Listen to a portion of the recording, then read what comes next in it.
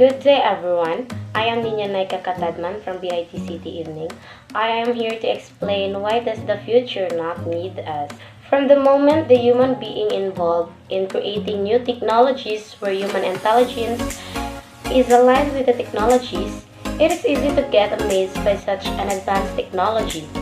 People can learn it and use almost every day of a certain kind of technological or scientific advance.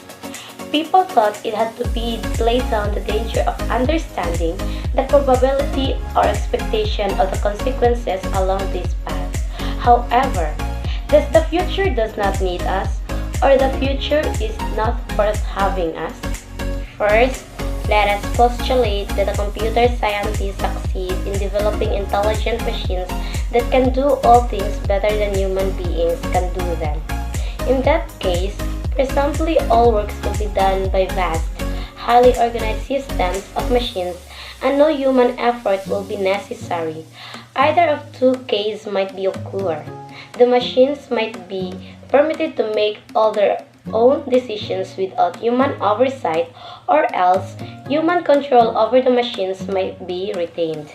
If the machines are permitted to make all their own decisions, we can't make any conjectures at the result, because it is impossible to guess how such machines might behave. We only point out that the fate of the human race would be at the mercy of the machines.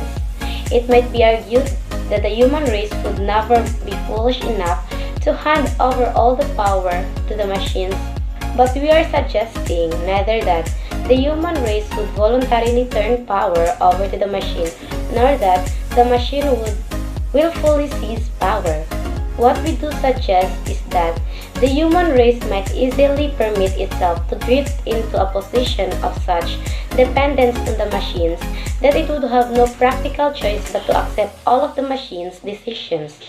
As society and the problems they face it become more and more complex and machines become more and more intelligent, people will let machines make more of their decision for them simply because machine-made decisions will bring better results than man-made ones. Eventually, a stage may be reached at which the decision necessary to keep the system running will be so complex that human beings will be incapable of making them intelligently.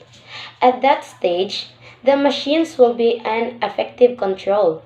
People won't be able to just turn the machines off because they will be so dependent on them that turning them off would amount to suicide. On the other hand, it is possible that human control over the machines may be retained.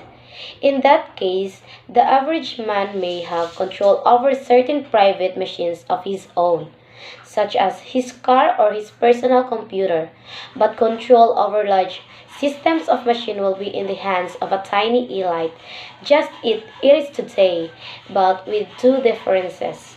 Due to improved techniques, the elite will have greater control over the masses, and because human work will no longer be necessary, the masses will be superfluous, a useless burden on the system.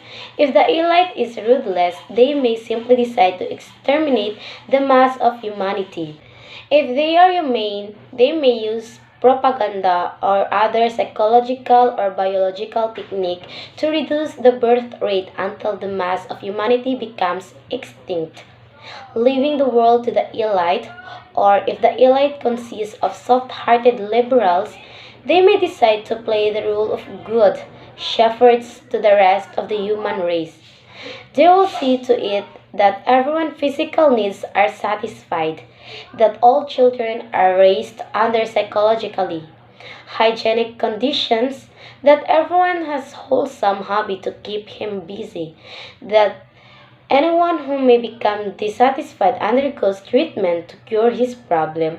Of course, life will be purposeless, that people will have to biologically or psychologically engineered either to remove their need for the power process or make them sublimate their drive for power into some harmless hobby.